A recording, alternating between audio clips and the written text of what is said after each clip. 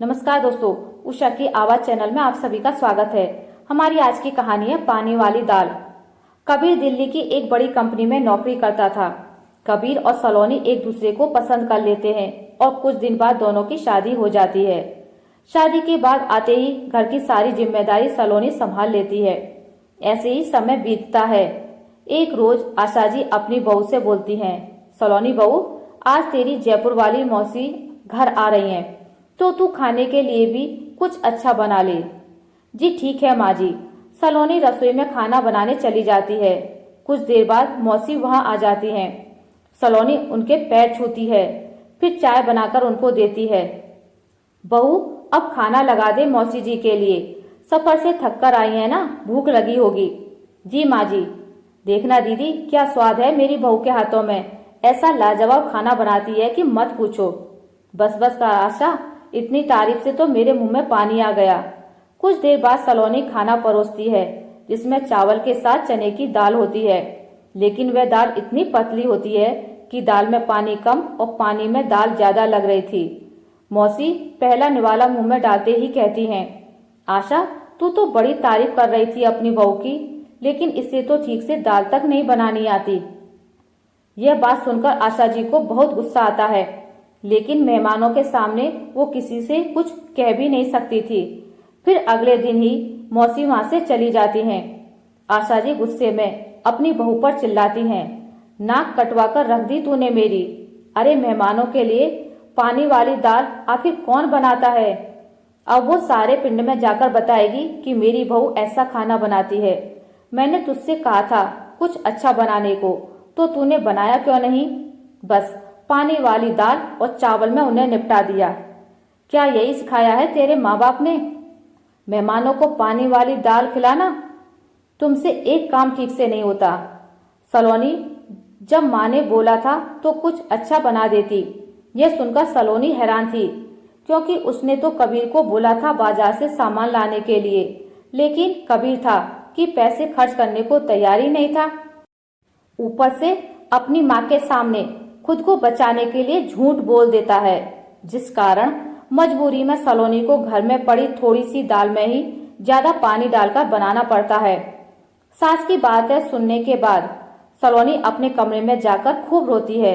फिर अपनी बहन को सारी बात बताती है कि किस तरह उसका पति उसे खर्चा पानी नहीं देता, ऊपर से उसकी सास उसे ही बातें सुनाती है। तो तू बात करना अपनी सास से। नहीं अंजलि, अगर मैंने माँ जी को कुछ भी बताया तो वह मुझे बहुत मारेंगे। कबीर ऐसा ही था। अच्छी खासी सैलरी होने के बावजूद भी वह अपनी पत्नी को खर्चे के लिए ज्यादा पैसे नहीं देता था, जिस कारण उसे जैसे तैसे कम में ही गुजारा करना पड़ता था। ऊपर से अपनी माँ से झूठ कहता है कि वह सलोनी को खर्चे के लिए हर महीने 10,000 रुपए देता है, जबकि सच तो यह था कि वह उसे सिर्फ 5,000 ही खर्च के लिए देता था। घर खर्च चलाने के लिए कम पैसे मिलने से वह परेशान रहने लगी। फिर एक दिन उसकी बहन अंजलि उसके घर आती है। सलोनी उसे कम दूध वाली चाय के साथ 10 रुपए वाली बिस्किट देती है, जिसे देख उसकी सास को उस पर बहुत गुस्सा आता है और वह अपनी बहू पर चिल्लाते हुए कहती है, अरे मेरी बहन को तूने जो खिलाना था वह तो तूने खिला दिया, लेकिन कम से कम अपनी बहन को तो कुछ ढंग का खिला। उसके सामने तू क्या हमारी नाक कटवाना चाहती है? अपनी सास के चिल्लाने से सलोनी सहम जाती है और वह रोने लगती है। अब इसमें रोने वाली कौन सी बात है? तभी सलोनी की बहन उसकी सास को सारी बात बताती है। जीजाजी, सलोनी दीदी को घर खर्च चलाने के लिए सिर्फ 5,000 रुपये महीना देते हैं। क्या? सिर्फ 5,000 रुपये? अच्छी खासी सैलरी लेने के बाद भी वह सिर्फ तुझे इतने ही पैसे देता है? लेकिन तूने मुझे पहले क्यों नहीं बताया? कैसे बताती माँ जी, वो हमेशा आपसे झूठ बोलते रहते हैं और मुझे सबके सामने बुरा बना देते हैं, साथ ही मुझे मारने पीटने की धमकी भी देते हैं। अब तो उसे सबक मैं सिखाऊंगी। अपनी बहू के साथ किए व्यवहार पर आशा जी पछतावा हो रहा था। अब उन्हें समझ आ गया था कि पानी वाली दाल क्यों बनाई गई थी, लेकिन अब उन्होंने सोच लिया था कि वे अपने बेटे को सबक सिखा करके ही रहेंगी। एक दिन वह अपने बेटे से बोली, बेटा कबीर, बहुत दिन से तेरे दोस्त घर पर नहीं आए हैं। तू एक काम कर, उन सबको घर पर डिनर के लिए बुला ले। ठीक है माँ, मैं कल ही बुला लेता हूँ। अगले दिन कबीर के दोस्त घर आते हैं। डिनर में सलोनी उनके लिए पानी वाली दाल और रोटी परोस देती है। यह देखकर कबीर का मुंह बन जाता है और उनके जाने के बाद वह अपनी पत्नी पर चिल्लाते हुए कहता है, तूने मेरे दोस्तों के सामने मेरी नाक कटवा दी। पानी वाली दाल के अलावा और कुछ भी बना सकती थी ना। अब मेरे पास जितने पैसे थे उसी के हिसाब से बना दिया। अरे पैसे नहीं थे तो मुझसे मांग लेती। अच्छा, आज खुद पर पड़ी तो पता चला। तूने कभी सोचा है कि वह कैसे 5,000 में घर चला रही होगी?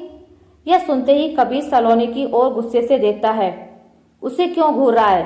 वो बेचारी इतने कम पैसों में कैसे घर चला रही होगी, यह मैं ही जानती हूँ। वो तो मुझे कभी पता नहीं चलता अगर अंजलि मुझे सब कुछ नहीं बताती तो।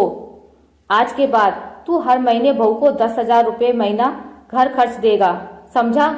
यह सुनकर कबीर की अक्ल ठिकाने आ जाती है और वह अपनी कंजूसी की आदत अब पूरी तरह छोड़ देता है। आशा करती हूँ आपको मेरी आज की कहानी अच्छी लगी होगी। अगर आपको मेरी कहानी अच्छी लगी है तो इसे लाइक करें, ज़्यादा से ज़्यादा शेयर करें और अगर आप मेरे चैनल पर नए हैं तो इसे सब्सक्राइब करना ना भूलें। मिलते हैं एक नई कहानी के साथ, तब तक के लिए नमस्कार।